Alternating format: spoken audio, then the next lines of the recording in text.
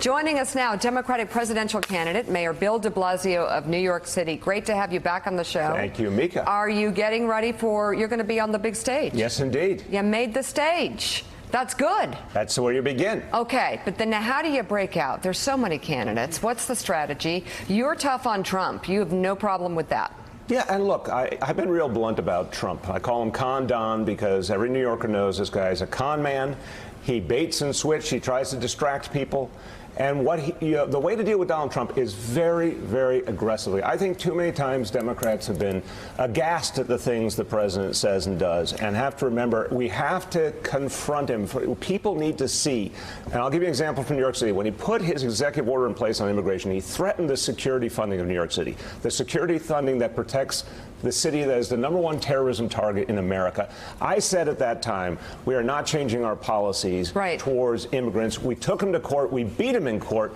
And the point is, you don't back down in the face of the schoolyard bully, and that's who Donald Trump is. So what do you make of what's going on in Washington right now? Because, you know, I don't know where this stands in terms of egregious, since racism has been a part of this presidency. But the president said things the other day that show that he is a threat to this country's national security. He said it himself. Yeah. He's exposed America to being bought again, and it appears Republicans still won't budge from being cowardly on this issue, on the issue of standing up to the president, which at this point would be standing up to forces of evil.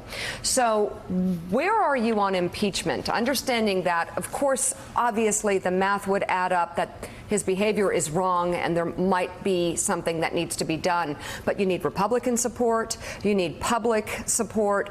Where do you stand on what should be done to deal with the problems this president has poses? So, Mika, I've said for a long time that I'm concerned that, first of all, Democrats in particular need to start talking about the issues and not just impeachment. They need to focus on the issues of working Americans. I haven't seen enough of that. They need to focus on beating Donald Trump in an election, not just hoping he would magically disappear. Right. But what happened the other day changed my mind, because that was treason. Yeah. That was treason. What he said was openly treasonous. It was an invitation to hostile foreign governments to find information on American leaders and give it to Donald Trump to help Donald Trump. It was an invitation to talk about art of the deal. Right. It was an invitation to make a deal. You get me dirt on my opponents and we'll take care of you. And we've seen no better example than with Russia and Putin, where whatever Putin does, he gets an affirmation from Donald Trump.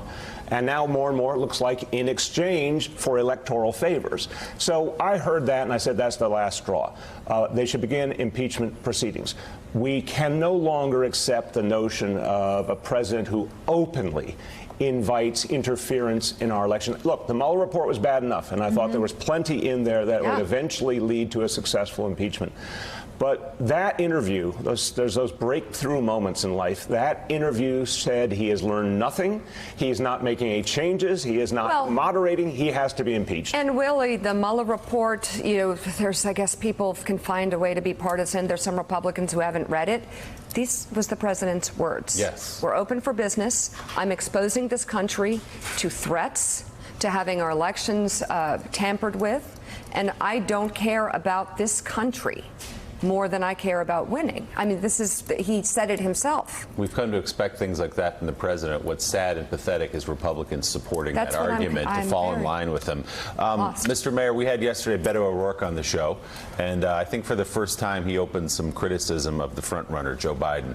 We've heard a lot of niceties among the candidates here. You actually have criticized Joe Biden before on the Hyde Amendment, his initial position, and then his sudden reversal on it, on the 1994 crime bill as well. So I'll kind of ask you the same question we asked Beto O'Rourke yesterday, which is, if presented with the option, you're standing in New Hampshire or Iowa next to Joe Biden, he is the front runner, what contrast would you draw? Why are you different and better than he is? Look, although Democrats do want unity and we want to beat Donald Trump, and I think every one of us would be there for the other one in a general election and would work hard for the other one. The problem right now is what's happening in our party. Where is our party going? Are we actually going to be the party of working people again? I have a very simple message. I say working people first, because right now, I think you've seen it out there in America, and you certainly saw it in the 2016 election. A lot of Everyday Americans are not sure the Democratic Party is on the side of working people. Now, my concern is that Joe Biden too often has not made clear the kind of positions that people need to hear. The Hyde Amendment example is a classic case. American women need to know their rights are going to be protected. They're under assault right now. They need to know their rights are going to be protected. How does it take until June of 2019 to figure out the Hyde Amendment?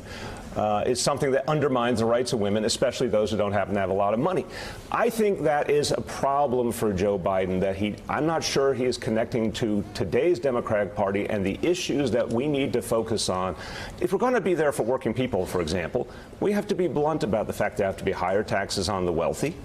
There has to be an aggressive effort by the federal government to actually change the lives of everyday Americans, things like universal health care, which, as you saw in 2018, health care was the issue in the congressional elections. In 2016, that was not what our candidates talked about. In 2018, they did, and they won. We have to, in 2020, be the party that says working people are suffering, they're struggling in America. Here's how we're going to change your lives. But if we're the party that's afraid to put out strong, bold positions, afraid to mix it up, Donald Trump could win again, and that's my fear. Part of the general election appeal, though, to some voters of Joe Biden is that he is a little more moderate than the rest of you, Elizabeth Warren. But you're suggesting he should be more progressive than he is and not stake out some of that middle ground. If the American people look at any Democratic nominee and say that person's the status quo, we're going to lose. Let's be blunt. This is a change election. If I've ever seen a change election, this should be it, right? There's tremendous anger at Donald Trump. It's an opportunity to draw out voting on a level we've never seen before. We could have the highest turnout of our lifetime. But I'll tell you something that I've learned going all over the country talking to everyday people, everyday Democrats.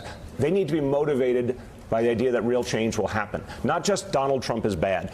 Another mistake I think the vice president is making is he's kind of going down that 2016 road. He's talking about Donald Trump's a bad guy, he has a bad character. That's not what people want to hear about. They want to know about the kitchen table issues. But you're saying he's a con man. Yes. You're saying Donald Trump is a con man. That's in our favor because I think working people feel they were bamboozled. Donald Trump said he'd be on their side. He ended up giving the biggest tax giveaway to the wealthy and the corporations in a generation. But I'm saying for the Democratic nominee, if everyday people cannot identify that person as a change agent, someone who will disrupt a broken status quo and actually put money back in the hands of working people. And Joe Biden's not that guy. I don't see it. That's correct. I'm going to ask you a pointed question because we had this conversation once, and I'm assuming you're going to be consistent. You said to me on the circus, you said, the Democratic Party is not going to nominate or shouldn't nominate a moderate, correct? Yeah. Joe Biden's a moderate. Yeah. Correct? So there's now a kind of a top tier, which of the candidates. I just want to ask you the question. Bernie Sanders not a moderate, right? No. Well, Elizabeth Warren's not a moderate, right? Okay. This is the easiest quiz I've ever been taken. I'm just curious about like the people that I'm asking for your assessment of who you sort of ruled Joe Biden out in our previous conversation. You said Democratic Party should not and will not nominate a moderate. Joe Biden is a moderate. Correct? Yeah. Okay. Yeah. We've done this on tape. We did it. So I love the way he's questioning. We did this. Well, this is a larger. It was videoed. Like here we are at this table. So I ask you, who else falls into the category among these leading candidates? Is Kamala Harris a moderate? Mayor Pete a moderate? Are they ruled out? I am because not they're here. moderates? I'm not here to go candidate by candidate. Let's be clear about the point. The underlying point is what matters. Entertaining to do with that. I'm glad you're entertained. It's like Gladiator. Are you not entertained? Right? So look, here's the bottom line. A moderate to me means someone who can accept the status quo by and large. Not just get rid of Trump. See, here's my concern. We get rid of Trump, but Trumpism survives. And I think people need to look at this. All of those angry, negative dynamics that Trump has unleashed, I believe they are directly related to economic frustration and a sense of people being left behind and left out. Right. A lot of history in the world, a lot of things that happened bad in world history started with people feeling like their society was no longer working for them. Right. A moderate who says, I will be the un-Trump, will leave, in my view, all of those negative forces out there and leave a whole lot of frustrated people.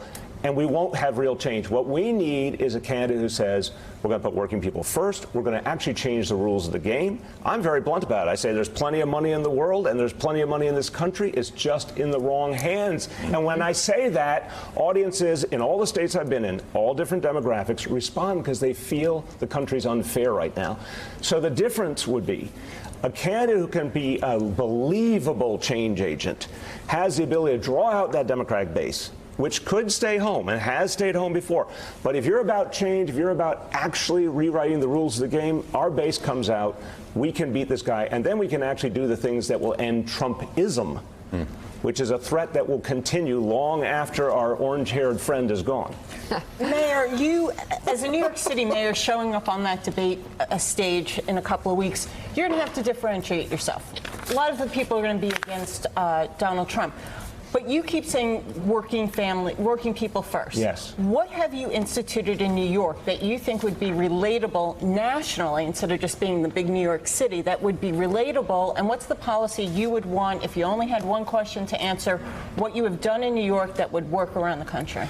Susan, when I talk to people about pre-K for all, it is universally appreciated. It cuts across ideological lines, regional lines, rural areas, urban areas.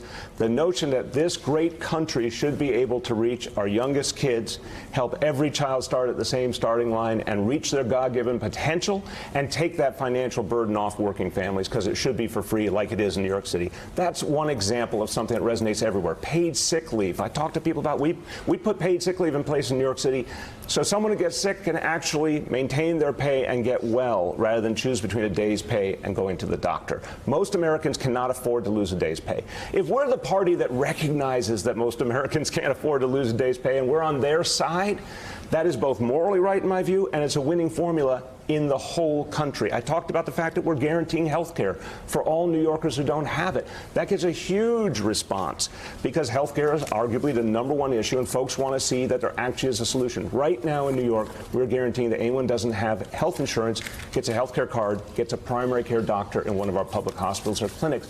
I'm telling you, audiences, all of the states, respond to the fact that that's real change happening now. That's not a policy paper. That's change that's happening right now, and I say to them, you want to know how I can do it? I've already done it. All right, Mayor Bill de Blasio, thank you very much. Great to see you again. Thanks, Mr. Mayor. Good luck. We'll see you in Miami. See you in Miami. Much more ahead this morning, including one official speaking out against the president's suggestion that he is open to political dirt from foreign governments. The chair of the Federal Election Commission will be our guest following her blistering rejection of Trump's comments. And as we go to break, a special shout out to all the dads out there on knowyourvalue.com this week. We've got a great lineup for Father's Day.